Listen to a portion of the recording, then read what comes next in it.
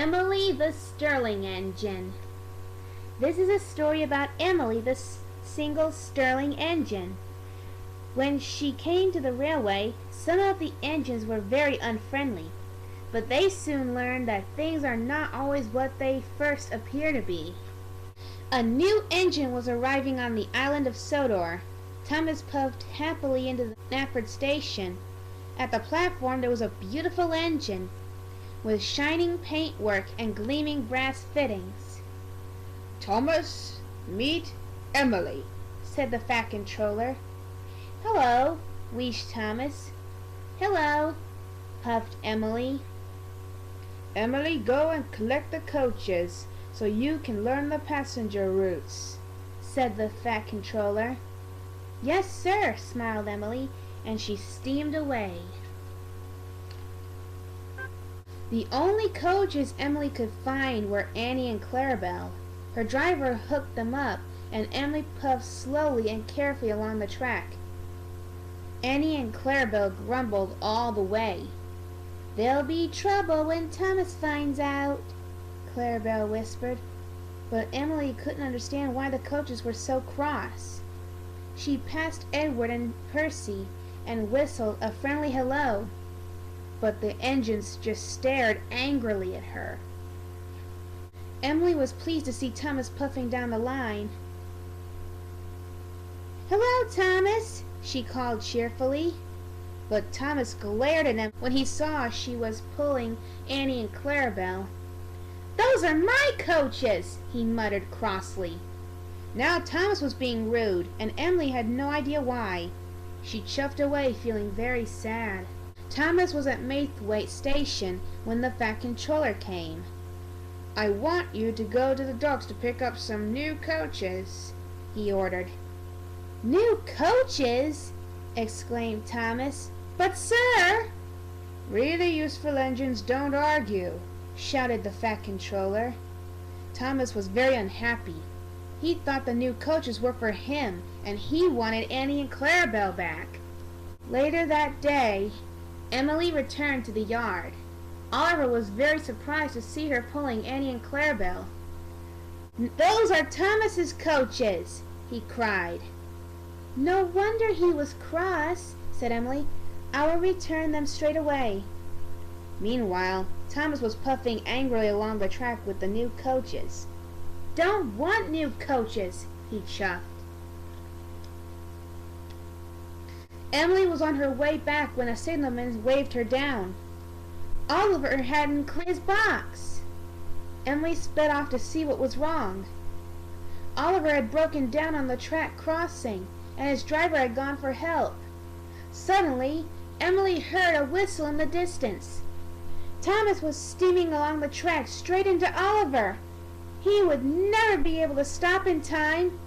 Emily quickly charged forward toward Oliver and pushed him off the track just before Thomas rocketed past. Emily had saved Thomas and Oliver. That evening, the fat controller had a special surprise for her. "Emily, you are a brave engine," he said, "so it gives me great pleasure to present you with 2 brand new coaches." "Thank you, sir," replied Emily. "Thomas, I'm sorry I took Annie and Clarabelle." "And I'm sorry I was so cross," said Thomas. Emily was very happy. She had 2 beautiful new coaches and a new friend. Later that summer, the fat controller opened some new routes. Emily was given the flour mill special. "I have to do the Black Lock run," huffed James. "He's frightened of the Black Lock monster," teased Thomas. "Nonsense," said James, and he puffed away. "What's the Black Lock monster?"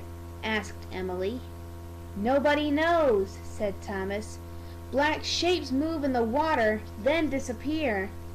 Emily was glad she didn't have to go to Black Lock. The next morning, Emily collected the trucks from the flour mill, but they were being naughty. Emily pulled as hard as she could, but the trucks made her go very slowly. Emily was late delivering the flour, so there was no fresh bread that day.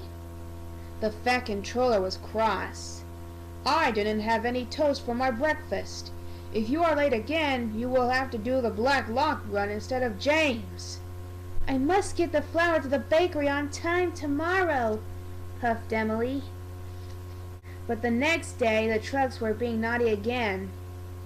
They told Emily to leave before they were coupled properly, so half of them were left behind. The bakery manager was very angry when Emily arrived with only half the flour.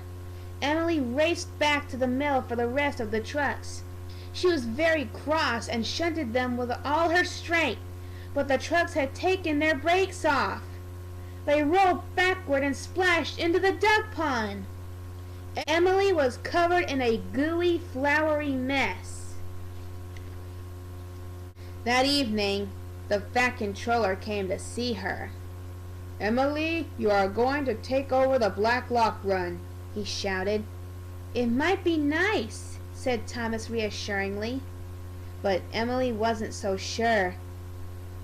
The next morning, she puffed sadly into the station. There were lots of excited children and holiday makers waiting for her. "I mustn't let them down," she thought, and soon Emily was steaming up hills and through valleys.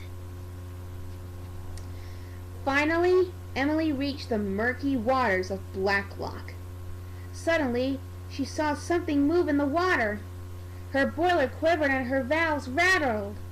Then the water settled, and Emily saw what the monster really was. "It's a family of seals!" she cried delightedly. That evening, Emily took Thomas to watch the seals. "Black Lock is a nice route after all," said Emily. "Well, things aren't always what they seem," said Thomas cheerfully, and both engines smiled. The end.